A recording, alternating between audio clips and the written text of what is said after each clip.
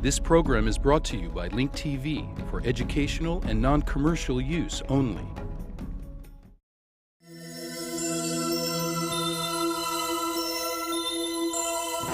Mosaic, a daily news program from Link TV, presents a selection of news reports from independent and state-controlled broadcasters from throughout the Middle East.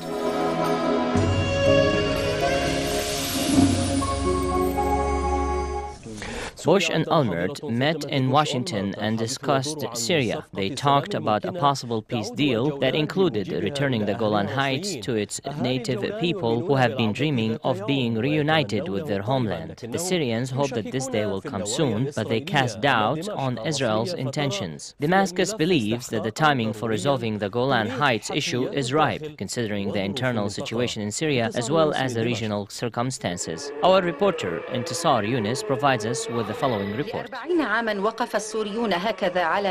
The Syrians have held this commemoration across from the occupied Golan Heights for the past 40 years. These days, the possibility of either war or peace is looming. Everyone here is confident that they will return one day, but the road to the Golan Heights is still ambiguous. In 1967, Ahmed Awad fled from his village in the Golan Heights. He is now confident that he will return, but he also doubts Israel's intentions. Syrians have a great desire for peace, both at the official and public levels, but we do not feel that the other side has the same. We, the natives of the Golan Heights, feel that Israel's actions do not reflect a sincere desire for peace. They might just be political maneuvers. President Assad made the Golan Heights a priority since the beginning of his second term in office. Both the international community and the Syrians have demanded a solution to the Golan Heights issue. Younger generations, whose parents had fled the Golan Heights, grew up away from their land in these alleyways in refugee camps. They seem to have less patience than the older generation who were living in the Golan Heights before 1967. There has been a long period of silence. There has been silence for many long years. The storm must come now. It is believed that the road to the Golan will be peaceful, but so far there are no guarantees that it will not be stormy. It seems that the Syrians can no longer tolerate the 40-year-old no peace, no war equation. They want either war or peace. Intisar Yunus, Dubai Television, Damascus. انتصار يونس تلفزيون دبي دمشق.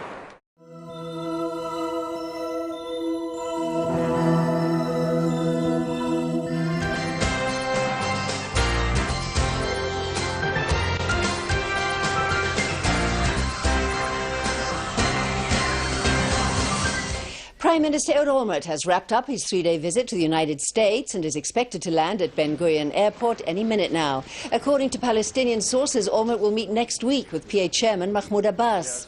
In his White House talks with US President George Bush, Olmert said he wants to make every possible effort to cooperate with Abbas. On the Syrian track, Olmert said Israel does not need American approval to negotiate peace with Syria. At the same time, he said conditions are not yet ripe for such talks. Following his series of White House meetings that included a private 2-hour session with President Bush, Olmert promised to agree to a more far-reaching removal of checkpoints in the West Bank and to bolster forces loyal to Mahmoud Abbas. He also said Israel would provide whatever is needed for humanitarian relief in Gaza. We who live in the Middle East perhaps are somewhat less surprised, but not less outraged by these events. And I entirely share with you, Mr. President, the vision that even under such circumstances, what we ought to do is to try and find opportunities for the future that lie in this situation. I'm looking forward to sharing with the Prime Minister the results of a phone call I had yesterday with President Abbas. He is the president of all the Palestinians. He has spoken out for moderation. He is a voice that is a reasonable voice amongst the extremists in your neighborhood. And meanwhile, topping local news today, emotion is running high in Jerusalem ahead of tomorrow's controversial gay pride parade in the capital. The High Court of Justice this morning rejected several petitions filed against the parade, while several leading Orthodox leaders appealed to opponents of the parade to discontinue further violent protest. Erin Viner brings us the latest. Police and emergency medical personnel are now bracing themselves for violent reaction during the parade tomorrow, despite an official call today from rabbis of United Torah Judaism for followers to halt further protest against the parade. Anti-parade violence swept ultra-Orthodox neighborhoods in Jerusalem and Bnei Brak last night. 4 more police officers were injured in clashes with the religious rioters in the capital and evacuated to hospital. Close to 100 ultra-Orthodox have now been detained for assaulting police, hurling rocks at cars, torching dumpsters, and vandalizing property. This afternoon, 3 young Orthodox males were arrested in Rehovot. In possession of sharp items, they plan to scatter on the roads of the capital to prevent access to the parade. And in Gilo, police confiscated some 60 tires protesters plan to ignite during tomorrow's event. Prime Minister Ehud Olmert's daughter, Dana, an activist for the gay and lesbian community, today added her voice in support of the parade, saying that the right to march is similar to the right to vote. Erin Viner, IBA News. Well, along with the rest of the world, Israel today marked International Refugees Day. Government officials in Jerusalem revealed that the rate of refugees seeking asylum in Israel has doubled in the past 6 months. According to security sources, some 20 Sudanese refugees cross into Israel from Egypt every day. In the past week alone, over 200 refugees have entered the country. Volunteers who are assisting them have voiced concern over the lack of a clear government policy on the refugees now being housed in Eilat. Eilat Mayor Yitzhak Levy today stressed his city will not absorb any more Sudanese or African refugees, since he says he's run out of means to accommodate them. There are currently some 700 refugees in the southern city, most of them Sudanese, who infiltrated from Sinai over the past month.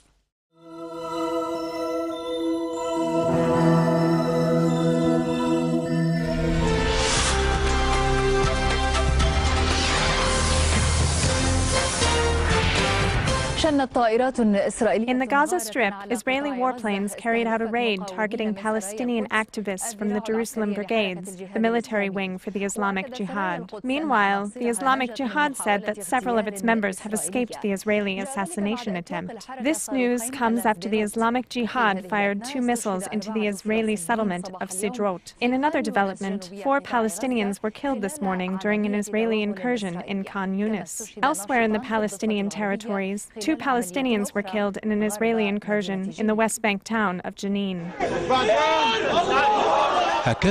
The residents of Kafr Dan woke up this morning to these images. 2 Palestinians were martyred in a shootout with the Israeli army after the latter carried out an incursion in the West Bank town of Kafr Dan. According to eyewitnesses, Ibrahim Abed and Ziad Malesa were killed after running out of ammunition during an exchange of fire with the invading Israeli forces that lasted an hour. The Israeli offensive comes at a time when the Palestinians are witnessing a division between their 2 main factions, Hamas and Fatah.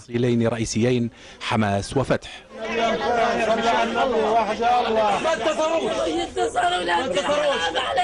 The martyrs, Ziad and Ibrahim, were 2 activists from 2 different factions, and yet both were killed by the same enemy. الاحتلال أيضا لم يفرق بين بلدة محتلة وأخرى. The scene in the Gaza Strip was not any different. كانت مشرعة لتوغل إسرائيلي جديد. Backed by tanks, an Israeli military force rolled into the central Gaza Strip, where it carried out sweeps, killed, and destroyed. Several Palestinians, including activists and civilians, were killed in this latest Israeli offensive in the Gaza Strip. In addition, several Palestinians were wounded and transported to local hospitals, which lack basic medical supplies. Meanwhile, Israel said that it will provide the residents of the Gaza Strip with water, electricity, and fuel services. This news comes after Israel's Infrastructure Minister Benjamin bin Al-Aizer met with the directors of electricity and fuel companies and representatives from foreign and defense ministries. According to a source affiliated with the Ministry of Infrastructure, Israel will supply the Gaza Strip with a minimum requirement of its needs of electricity and fuel as part of humanitarian aid, and added that Israel will continue to assess the situation accordingly. هذا وقد التقى القنصل الأمريكي العام في القدس جاك واليس وزير The U.S. General Counsel in Jerusalem, Jack Wallace, has met with the Palestinian Interior Minister Abed Razak Yahya and other ministers in the new emergency government. Wallace said that they discussed the security program of the Palestinian Authority and ways to improve the conditions of Palestinians and ease travel in the West Bank. We just had a meeting with the Minister of Interior, and we are continuing our meetings with other ministers in the government of the Palestinian Authority. We discussed the government program concerning security and the way it should be implemented to improve the security situation in the West Bank. Welcome to the program. He steps down in just a week, and speculation on what exactly he'll do next has been intense. But Al Jazeera understands that Britain's Prime Minister could be about to take on a key Middle East job. Tony Blair may soon become the new envoy to the Middle East Quartet, spearheading fresh peace negotiations in the region. Officials from the Bush administration are understood to be in talks with Mr. Blair about the role. Our correspondent Alan Fisher is outside the British Prime Minister's official residence in London. We've seen the Prime Minister this morning. We haven't heard very much from him. What's the official line, Alan? The official line is that they're not discussing this in any detail, but there's no flat outright denial. My understanding is that there have been discussions at the highest level involving George W. Bush and Condoleezza Rice, the American Secretary of State, with Tony Blair about taking on this role. He was concerned about the strength of the remit. The last holder of the post was James Wolfenson, a former head of the World Bank. Tony Blair wanted to make sure that perhaps he carried a bit more clout, had a bit more power, and also over the length of time that his remit as this peace envoy would continue. Now, he's on record as saying he would like to do something about the situation in the Middle East. He said it during his speech to his party's annual conference last year, said he would dedicate himself to that goal in his last few months in office. Well, he's now just a week away from giving up the top job in the United Kingdom, so this may be a way to continue that. And of course, he was heavily involved in bringing peace to Northern Ireland. He's worked in his 10 years in office in bringing a political settlement to what was a troubled province, and perhaps it's thought that he could take some of the lessons learned from there and put it into a Middle East context. Ehud Olmert, who has been in Washington, was asked about this last night. He says it would be a very good move, but the Palestinians and European nations and the Russians still have to be consulted at length before this is officially confirmed. But Tony Blair was said to be very eager to take on this role, and I'm sure that George Bush and others would be eager for him to do it. The Europeans and Russians, because they make up part of the quartet with the United States and the United Nations. It is clearly at the top of Mr. Blair's agenda, isn't it? He said, unless we bend every sinew of our will to making peace between Israel and Palestine, we will not win. But what is it thought that he, as an individual, as an international statesman, might be able to bring specifically to the role? Well, of course, one thing that he's looking at, David, very much is what he sees as the world's war against terror. And he said that if you can bring peace to the Middle East, in particularly the Israeli-Palestinian conflict, then there's every possibility that that will help reduce terrorism around the globe. So he's going to look at it from that prospect. What he did in Northern Ireland was essentially move the process forward ever so slowly. There were always benchmarks to be met. If this side does that, then that side must do this. And it moved slowly towards the situation where just over a month ago we got an elected assembly sitting down in Northern Ireland in the parliament there, and two old implacable foes sitting down in government together. Now what he's looking for, and is on record as saying, is that the two-state solution might be an idea. He's going into work with the Quartet because, of course, remember, the man who was the UN's envoy to the Quartet very recently left the post saying that there was a big problem, it might as well be scrapped because simply America was bowing down to the Israeli agenda. Now here's the possibility for putting someone in with a great deal of clout, a great deal of respect in the area, who might be able to move the process on. The one cloud I can see is perhaps that last summer during the war in Lebanon, Tony Blair did not come out quickly enough for members of his own party, for others around the world, to say, look, there has got to be a ceasefire and it's got to happen now. He very much toed the line with George Bush, and of course he very much toed the line with George Bush when it came to the war in Iraq. But if the Palestinians think that he is a possible mediator in this, then I'm sure others may well fall into line. He could be the figure that they need to try and push the process forward, but of course he will always be viewed with suspicion because of his links to Iraq and because of what happened in Lebanon last summer. Alan Fisher in Downing Street outside the British Prime Minister's official residence. Thank you. Well, as Alan was just saying, in recent months, Britain's Prime Minister has made Middle East peace negotiations one of his priorities. In a key speech last year, he made an open plea to George Bush to acknowledge that reaching a solution to the Israeli-Palestinian conflict is central to achieving wider Middle East peace. John Cookson looks at how his special envoy role might work. The job as the Quartet's special envoy to the Middle East has been vacant since American James Wolferson retired from the post last year. But what is the Quartet? The principals are the UN, the United States, Russia and the European Union. Its aim to help bring peace between Israel and the Palestinians. The situation in Gaza and the West Bank is extremely fluid. And Tony Blair, if he gets this job, enters a political maelstrom, with consequences not only for the Middle East, but beyond. Blair, however, has tried to demonstrate he's his own man and mapped out Middle East strategy in a speech last year. A whole region policy should start with Israel-Palestine. That is the core. We should then make progress on Lebanon. We should unite all moderate Arab and Muslim voices behind a push for peace in those countries, but also in Iraq. And we should be standing up for, empowering, respecting those with a moderate and modern view of the faith of Islam everywhere. On the positive side, Britain's relationship and influence on Israel is generally good, but the relationship between Britain and Iran and Britain and Syria, two other power brokers in the region, has faltered recently.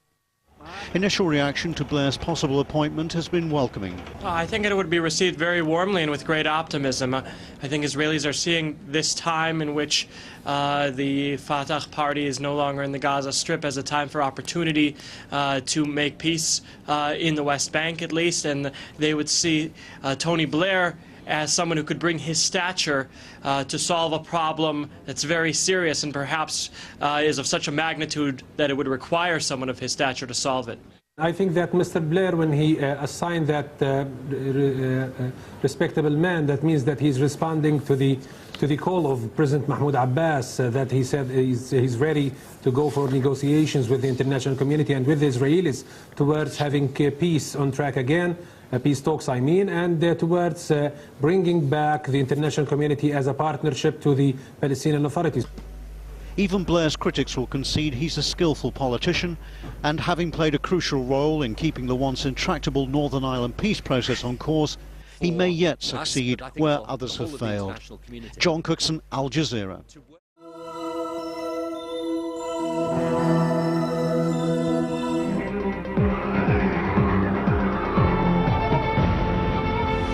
The political and security deterioration in Iraq has compelled many politicians to flee and to take refuge in neighboring countries where they have established political coalitions that work to unite their efforts, contribute to the political process, and return stability to Iraq. Abdelkader Assadi has the details from Amman. The deteriorating political and security situation has almost reached the point of collapse in Iraq, one of the richest neighboring countries and home to highly skilled and educated people. The situation has compelled many of them to escape voluntarily or forcefully to nearby countries. Today, the first thing that comes to Iraqis' minds is to try to get away from the spreading fire of violence in the country. Perhaps it is clear to these politicians that Amman is a secure and stable destination, a place from where they can try to put out the fire of strife.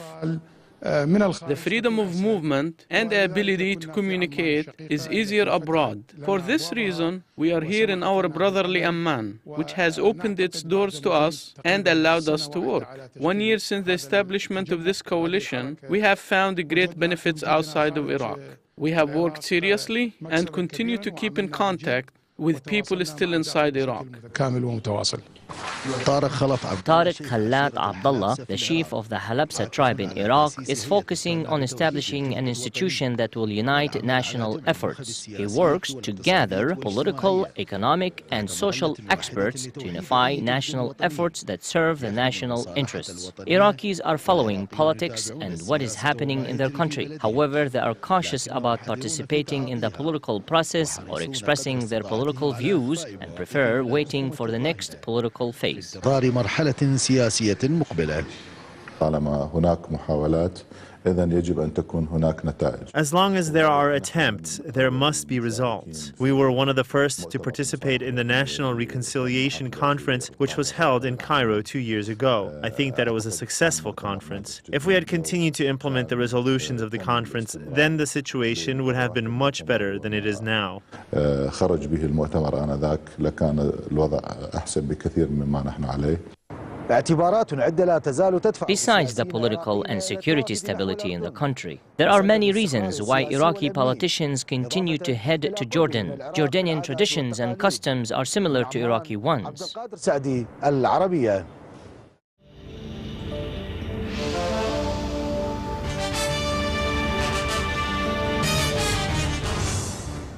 أفاد مراسل قناة بغداد الفضائية في البصرة أن جامع العشرة المبشرة وسط مدينة البصرة. According to our correspondent in Basra, the Ashara Mubashirin Mosque in central Basra was destroyed in a terrorist bomb attack by armed militants. The sound of the massive explosion that rocketed the area of Ash-Shamshumiyya in central Basra awakened its residents in the middle of the night. According to eyewitnesses, the mosque was substantially damaged and its minaret was totally destroyed. This news comes amidst a curfew that was imposed on Basra in the aftermath of the Friday's bomb attack on Imam Talha bin Ubaidallah Mosque.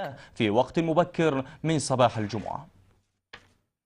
مع غليان الموقف الأمني في بغداد والذي جرى خلال الأيام الماضية تصعيده بشكل واضح بالهجمات الإرهابية على مساجد بغداد والبصرة ومدن أخرى مثل الحلة وبلداتها. ذلك التصعيد بدا واضحا. The past few days have witnessed an escalation in the level of violence and a surge in the number of terrorist bomb attacks against Sunni mosques in Baghdad, Basra and Hilla. Following last week's terrorist bomb attack on Imam al-Askari Shiite shrine in Samarra, as expected, a new wave of sectarian backlash unfolded in Baghdad, where several Sunni mosques became targets. In addition, armed militias carried out a bombing campaign against Sunni mosques in southern Iraq. The latest incident was the bomb attack on Imam Talha bin Ubaidullah Mosque in Basra. The mosque was substantially damaged. Its minaret and 4 of its domes were destroyed. The mosque was erected in honor of Talha bin Ubaidullah bin Uthman bin Ka'b al-Qurayshi al-Tamimi, a companion of the Prophet Muhammad, peace and prayers be upon him. The shrine, which was built by the Iraqi Ministry for Islamic Properties, has 3 joint domes that connected from the top with a 4th larger dome. It seems that the bombing of the Sunni mosque in Basra was a retaliatory response for the bomb attack on Al-Askari Shiite shrine in Samarra. Meanwhile, the government of Nouri al-Maliki continues to capitalize on the tragedies of the Iraqi people. Al-Maliki's government must take constructive and courageous measures to implement the National Reconciliation Initiative, which may heal the nation and spare it from a looming civil war. The country has been taken hostage by armed groups and terrorist militias, which continue to roam freely in the streets of Baghdad and wreak havoc. The curfew on Baghdad and Basra will end soon. This could mean that these areas may witness in the next few days an increase in the level of sectarian violence. Like other cities in central and southern Iraq, Baghdad and Basra have recently witnessed an increase in the number of bomb attacks targeting Sunni mosques. The government of Al-Maliki has a moral and legal obligation to its people, and therefore it must try to salvage what's left to be saved of the violated nation. أخلاقية وقانونية إضافية ينبغي على حكومة المالكي أن تتحملها لإنقاذ ما يمكن إنقاذه من هذا الوطن المستباح.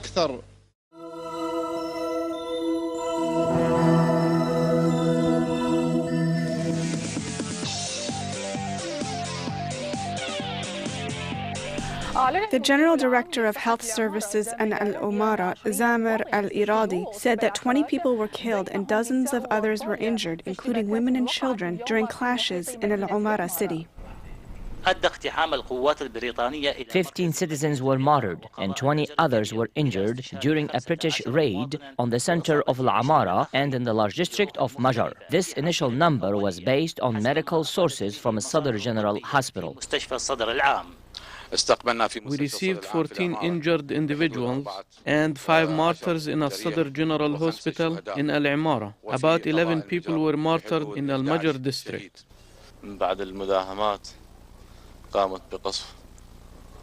During the incursions, the British forces shelled civilians with cluster bombs as they were walking in the streets. I was one of the injured people. To my knowledge, this type of weapon is banned internationally.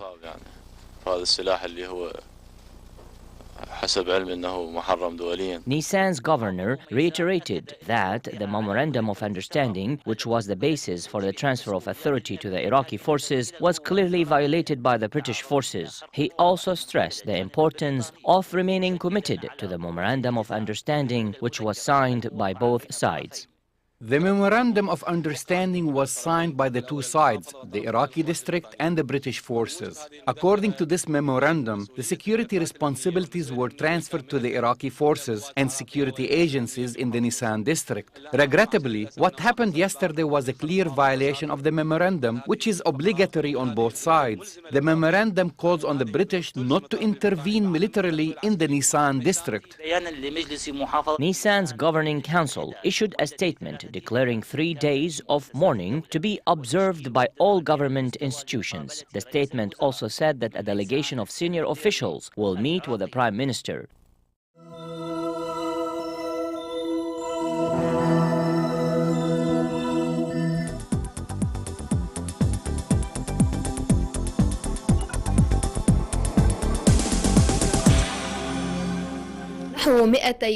For months, nearly 200,000 Somalis remain displaced on the Kenyan-Somali borders after they had fled the intense battles in Mogadishu. International humanitarian organizations say that malnutrition, the spread of disease, and the lack of aid has made the humanitarian conditions some of the worst in the world. The Dabbab border between Kenya and Somalia embodies yet another corner of suffering for a people who have been exhausted by the battles in Mogadishu. Since February, an estimated 170,000 people have fled from the Somali capital, looking for a safe place away from the recklessness of tanks and mortar shells, only to be met by the reality of having to live without the hope of returning. Regardless of how much they long to return home, Somalis say living here is easier than having to live with the smell of death in Mogadishu. What I need is peace and stability. I do not need food as much as I need security. If there is no security in Somalia, then I will not return there. Humanitarian organization reports describe the situation here as desolate, plagued by malnutrition, lack of international aid, and the marginalization of a community. In addition, Somalis have received ambiguous promises from the international community with no tangible results. If you look towards Mogadishu, where the situation has become relatively calm, it is still impossible to find even a grain of hope out of the nearly 500,000 people because there is still a general lack of security. There are intermittent exchanges of fire. Demolition operations target active positions. The latest explosion targeted the headquarters of the National Reconciliation, which will begin its work next month after having been postponed twice for security reasons. According to experts, the deteriorating security and humanitarian conditions in Mogadishu make it the capital most threatened by chaos under its 14th government since the overthrow of the Siad Barre regime in 1991. This deterioration raises many questions about how much attention the suffering of this black continent has been receiving from the largest countries and their leaders. The views expressed on Mosaic are those of the participating broadcasters, not Link TV or its sponsors. Please visit linktv.org/Mosaic for more information about these broadcasters or to view previous Mosaic programs, obtain program transcripts, or receive the weekly Mosaic Intelligence Report. Mosaic is made possible by a grant from the William and Flora Hewlett Foundation. Additional support is provided by the Firedoll Foundation, the Otto Haas Charitable Trust, and by committed Link TV viewers like you. If you value this program, please send your tax-deductible contribution to Link TV, either through the website or the mailing address listed on your screen. It's listed on your screen.